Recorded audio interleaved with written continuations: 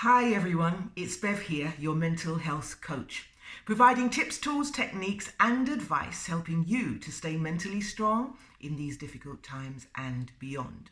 So the topic for this video is the post-COVID leader, and I'm going to talk you through 6 key skills or approaches that you need to be a successful leader in the post-COVID world that's presenting itself to us. But first, I want to go back before COVID and examine what was going on in the workplace then.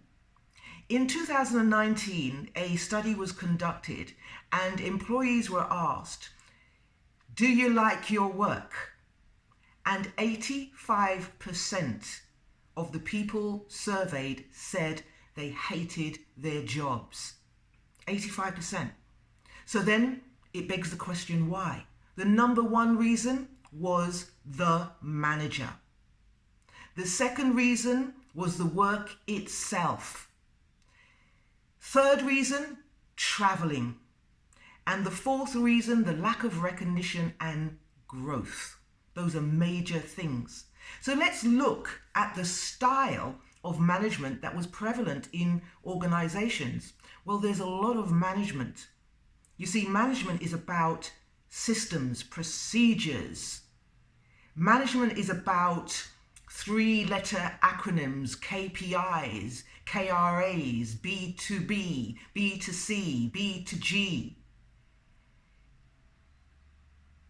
It's about pressure. People were pressurized. People felt stressed.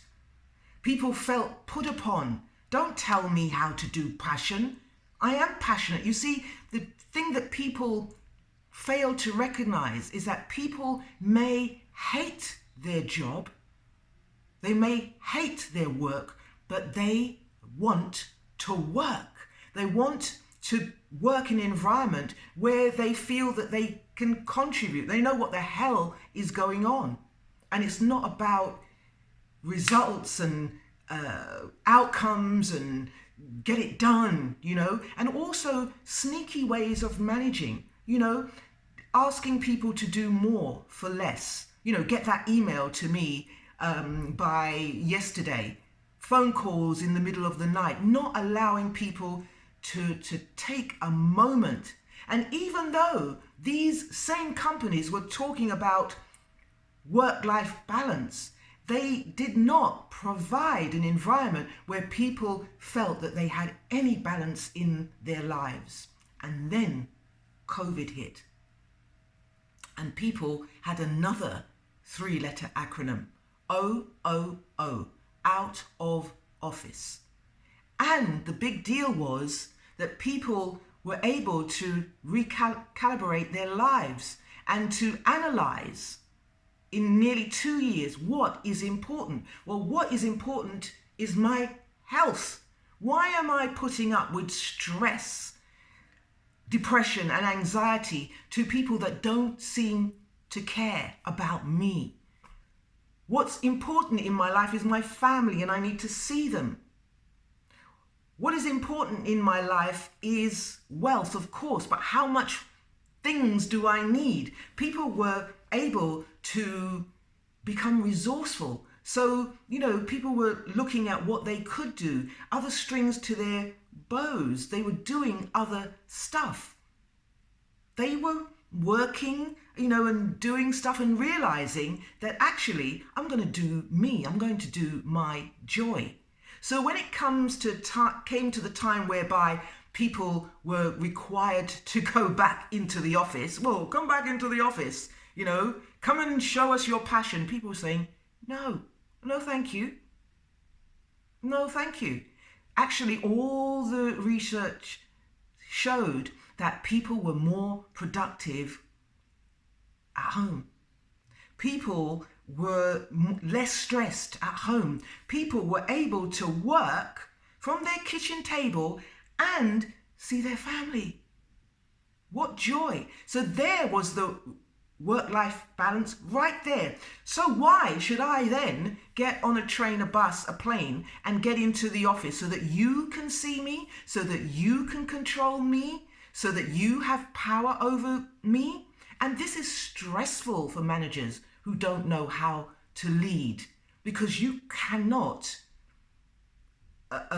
be powerful, exert power in somebody's home when they're working from their own kitchen table. They are the boss of their own lives at home, right? So what are you going to do? What can you do in that scenario? People are now voting with their feet. Over 25 million people in the US resigned from their job. 3.5 million resigned in May of this year alone. They are voting with their feet. It is called the Great Resignation. What are companies to do? Well, those who have demonstrated leadership from the beginning will have no problem. Let me tell you a story of a guy called Dan Price. Dan Price has a tech company and he was a millionaire. You know, he was a millionaire from probably his teenage years. But what happened was that Dan was hiking out in the countryside with a friend that he'd gone to university with, and it grieved him to find out that his friend of old was in debt up to her eyeballs. When they came back from that trip out, he recognized one of his own staff working in McDonald's. So she had to do 2 jobs just to make ends meet. So Dan went on a voyage of discovery. He found out what makes people tick. He found out how to lead. He found out what is the minimum wage that people require so they don't have to worry about money, sending their kids to school, childcare, all that sort of thing that some companies seem to think is irrelevant. He knew about leadership. He knew about some of the stuff that Mayo had done about motivation, Hertzberg, Maslow. He knew about McGregor, why people work. Most people that are in positions of power have no idea about management theory, or leadership knowledge. So how are you managing? How are you managing if not by the cosh, by fear? That's the only way to manage if you don't know what you're doing. So back to Dan Price. He decided to pay all of his staff $70,000 a year to take away their stress. I'm not suggesting that you do that. I'm not suggesting that you can do that. But this is the example, because all the naysayers thought, well, you're going to be bankrupt. This is not going to work. Dan Price proved them wrong. Actually, what he did was he also dropped the millionaire lifestyle and went back to basics. He found that he was happy. He was able to look his employees in the eye. He was able to ask of them to go over and above the course of duty, because he was doing it himself. He had demonstrated that. He had no problem in people coming back to work, going the extra mile. He had no problem in asking people to put passion into their work. And he proved everybody wrong. He absolutely did. His company is still a $1 million company. He still could live the lifestyle of a millionaire. He chooses not to, because he sees that the power is in the health of his people, and from his people he gets wealth. So he proved a point.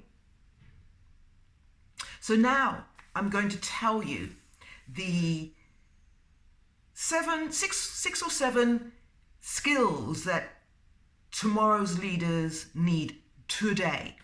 Okay? Now, what I want you to do when you think about what are the skills, because I can't control people if they're working from home. I can't control a hybrid workforce, can I? A flexible workforce, can I? Well, you can if you adopt a different paradigm of leadership.